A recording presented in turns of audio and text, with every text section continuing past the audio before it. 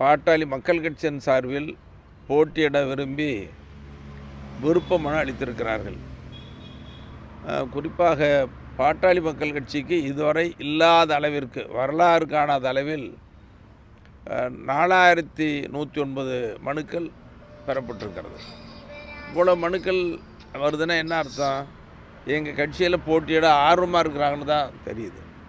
அப்போ அவர்களையெல்லாம் அழைத்து நேர்காணலை இன்று தொடங்க இருக்கிறோம். எங்கள் மருத்துவரையா அவர்கள் தலைமையில் இன்று நேர்காணல் மேற்கொள்ள இருக்கிறோம்.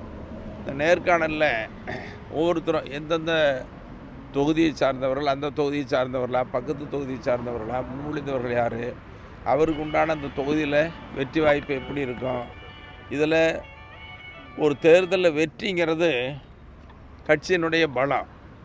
இந்த கட்சியை வழிநடத்தக்கூடிய தலைவருக்கு உண்டான மிகப்பெரிய சக்தி, அதையும் தாண்டி கூட்டணி, அதுக்கு மேலே அந்த தொகுதியில் வேட்பாளர்களுக்குரிய முக்கியத்துவம், இதெல்லாம் சேர்ந்தது தான் வெற்றி.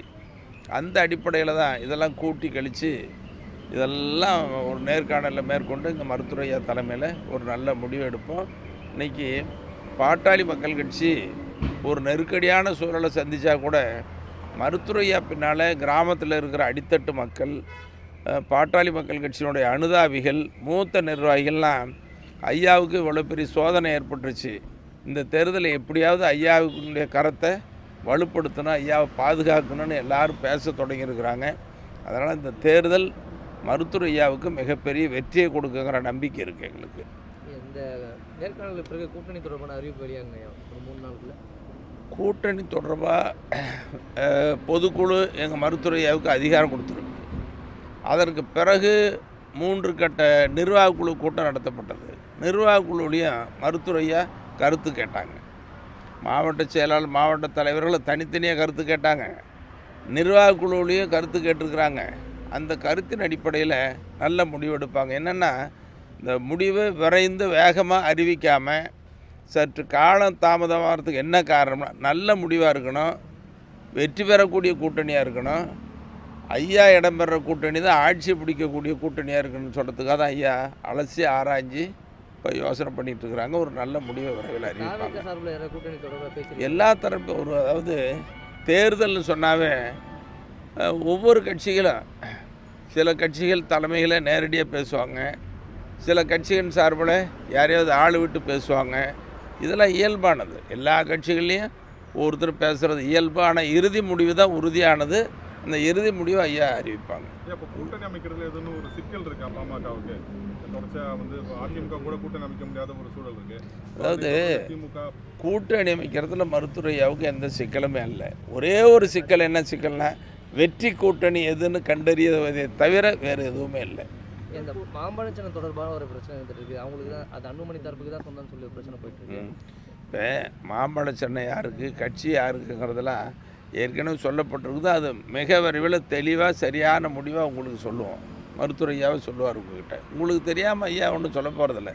எங்களோட ஐயா உங்ககிட்ட தான் நல்ல நெருக்கமாக இருக்கிறாங்க ஊடக நண்பர்களிடத்தில். அதனால் ஐயா உங்களை அடித்து அதெல்லாம் பேசுவார், சொல்லுவார்.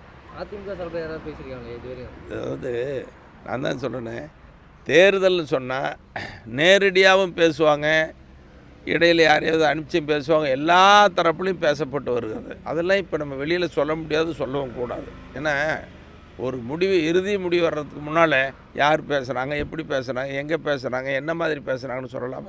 அது சொல்ல முடியாது, சொல்லவும் கூடாது. சொல்கிறது நல்லதாகவும் இருக்காது. ஆனால் எல்லா தரப்புலேருந்து பேச்சுவார்த்தைகள் அங்கங்கே தொடங்கியிருக்கேன், போயிட்டு பேசி வந்துட்டு இருக்குது. ஒரு நல்ல முடிவு அதுக்காக சற்று தாமதம். நல்ல முடிவு வெற்றிக்கான தாமதமாக தவிர சொல்லுங்கள். இது பாமக பாஜக கூட்டணியில் வந்து அவங்க இடம்பெற இதில் வந்து நாங்கள் இடம்பெற மாட்டோம்னு சொல்லிட்டு விடுதலை சிறுத்தை பெருமாள் தெரிவிச்சிருக்காரு. அதாவதுங்க, தேர்தலில் ஒவ்வொருத்தரும் ஒவ்வொரு கருத்து சொல்லுவாங்க. எது சொன்னாலும் இன்றைக்கி ஒரு கருத்து இருக்கும், நாளைக்கு ஒரு கருத்து இருக்கும், கூட்டணி சேரும்போது ஒரு கருத்து இருக்கும். ஒவ்வொருத்தர் கருத்தும் ஒவ்வொரு மாதிரி இருக்கும். இன்னொருத்தர் கருத்துக்கு நம்ம பதில் சொல்லக்கூடாது. அது அவங்க விருப்பம் சொல்கிறாங்க, நீங்கள் அவங்ககிட்ட தான் கேட்கணும். ஒருவர் சொன்ன கருத்துக்கு நான் பதில் சொல்லுவது அது சரியாக இருக்காது. ஏன்னா தேர்தல் நேரமாக இருக்குது. தேர்தல் நேரத்தில் யாரையும் முகம் சுழித்து பேசக்கூடாது, கடிஞ்சு பேசக்கூடாது, எதிர்ப்பாக பேசக்கூடாது. எல்லாருக்கிட்டையும் இணக்கமாக இருக்கிற சூழ்நிலை தான் ஜி.கே. மணி இது வரைக்கும் எப்படி இருந்திருக்கிறோம், இனி இப்போ அப்படி தான் இருப்பேன். ஐயா தலைமையில் இருக்கிற ஐயா கூட தான் உறுதியாக இருப்பேன். அதில் ஒன்றும் மாறுபட்டு கருத்து இல்லை.